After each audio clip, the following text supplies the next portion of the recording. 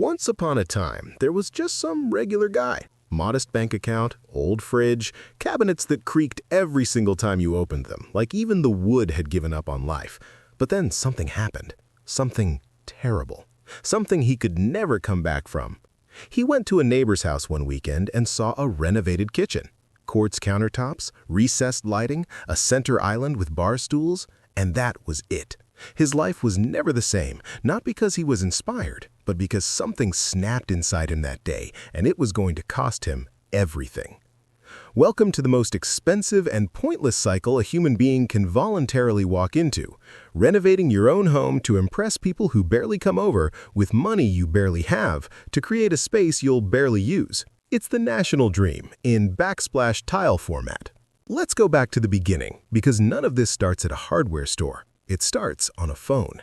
He's sitting there on a Tuesday night, drained from work, eating last night's leftovers, and he falls into a visual rabbit hole.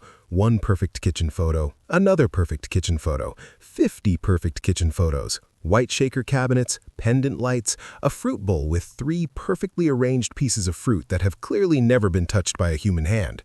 He saves every single one, creates a folder called Inspiration. Should have called it Financially Irresponsible, but sure, semantics. The next day, he's already at the home improvement store. Just to look, obviously. Just to get a ballpark on prices. Just to browse. Nobody goes to a home improvement store just to browse. Nobody. You walk in for one faucet and you walk out with a full life plan and 3 things already on the cart. It's a trap that smells like sawdust and unfulfilled potential, and he walked straight into it with a smile on his face. The salesperson was attentive, extremely attentive, the kind of attentive that materializes the second you glance at something you absolutely cannot afford. He pulled out the quartz countertop samples, $300 per linear foot. The man didn't flinch. Showed him the porcelain tile that looks exactly like marble but is not marble. It just happens to cost exactly like marble. The man didn't flinch. Then came the touchless motion sensor faucet, and the man said, out loud with full conviction, "That is exactly what I've been looking for." He had never once thought about a motion sensor faucet in his entire life, but now he needed it, like genuinely needed it.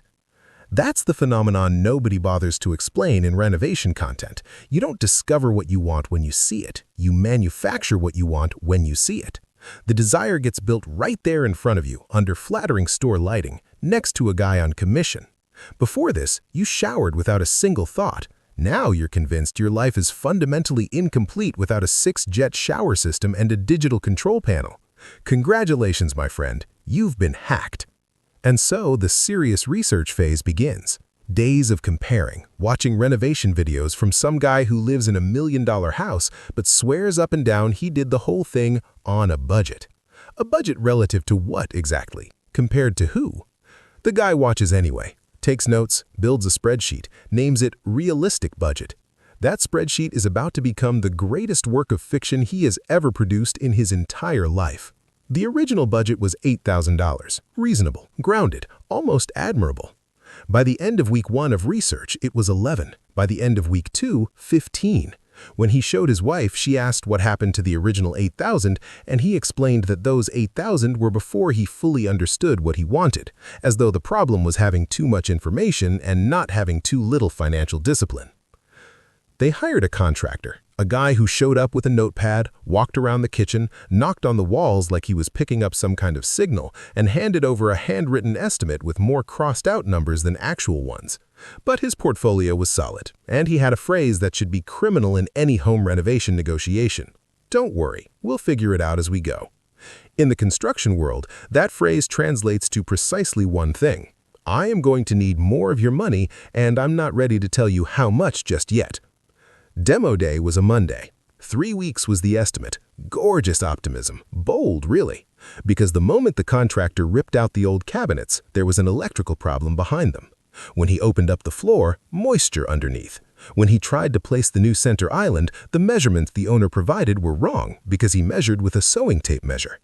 Every single discovery meant a serious sit-down conversation, and every serious sit-down conversation ended with a bigger number scrawled on a crumpled piece of paper, handed over like it was a totally normal thing to do.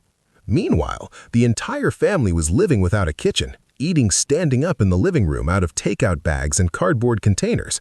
The dog was more confused than any of them. The kid asked why the house looked like a construction site had been abandoned mid-thought, and the dad explained it was a temporary upgrade. The kid didn't buy it for a second. Kids never buy it. Kids carry less illusion than adults, which is precisely why they're smarter. 3 weeks turned into 6. 6 turned into 10.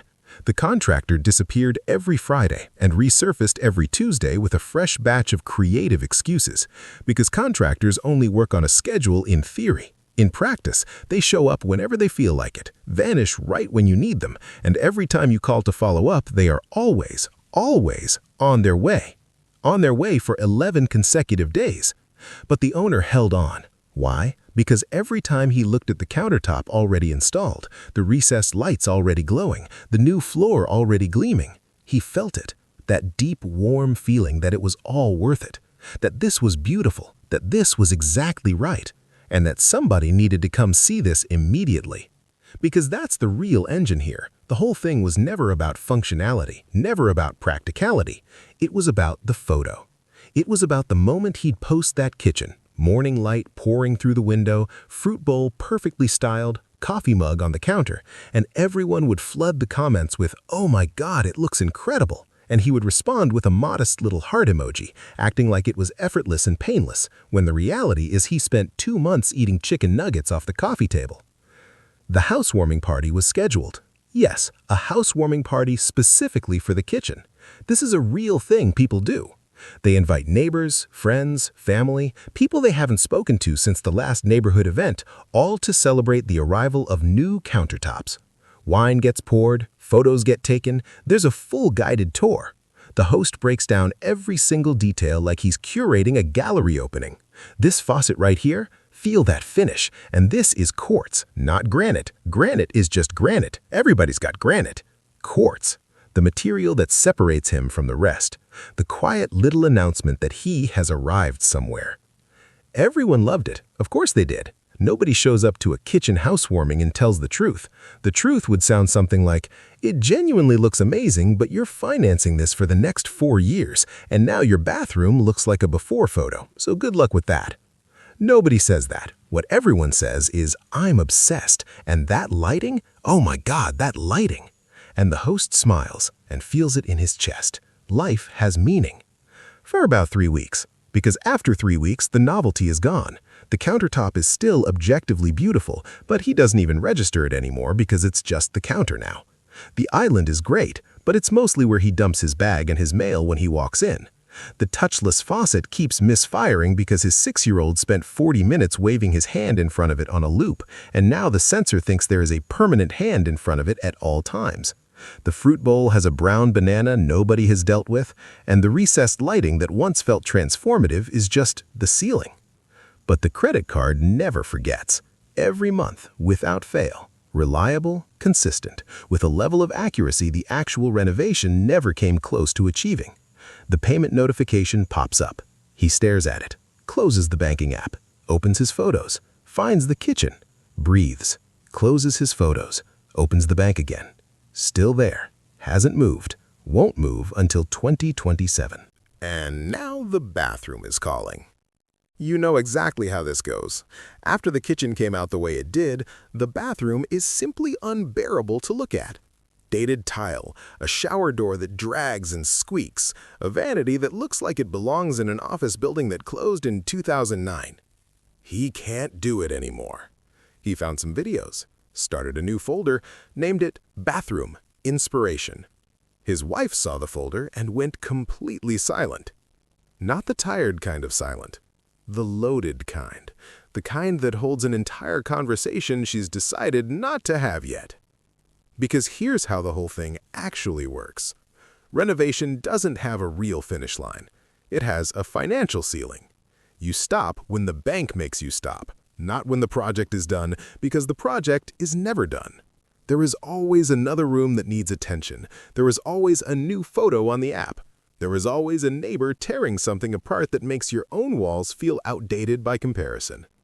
It is a race with no finish line, only an entrance, and the entrance fee goes up every single year. And the most brutal truth in all of this is that the house is not the person. The house is the version of themselves they want other people to see. Quartz countertops don't change what hits your bank account on the first of the month. Recessed lighting doesn't cover tuition. A touchless faucet does not fix the Sunday night dread that sets in around 9 o'clock before another week of work. But it looks photographed well. It looks polished. It creates a real, genuine moment of pride when someone walks into your home and says, "Wow, this kitchen is stunning." And here's the wildest part. It works. It actually genuinely works. Because human beings don't run on logic alone. We run on story. And sometimes the story of "I have a beautiful kitchen" is enough to carry you through an entire week in a way that no financial planner will ever stand up and say out loud. The problem was never wanting a beautiful kitchen. The problem is believing the kitchen fixes what was never a kitchen issue in the first place. But go ahead and try explaining that to someone who just stumbled across a photo of a white kitchen with a waterfall island and pendant lighting. Go ahead and try. Tell them while they're already doing the math and square footage in their head, already mentally picking a demo day, already paralyzed over two shades of white that are visually identical, but one is $20 more per gallon because one is classic off-white and the other is artisan linen, and apparently that matters now. The kitchen is going to look gorgeous, the credit card is going to look rough, and on some quiet, unremarkable afternoon not too far from now, he'll be sitting at that center island that cost a small fortune, drinking coffee from the same old mug that made it through from simpler times, looking around at every perfect surface and every perfect angle, taking a slow breath and smiling. Not because anything got resolved, not because the salary went up, not because life got any easier, but because the kitchen really did turn out beautiful. And sometimes, to carry the weight of everything else, a beautiful kitchen is genuinely enough. At least until the bathroom starts talking.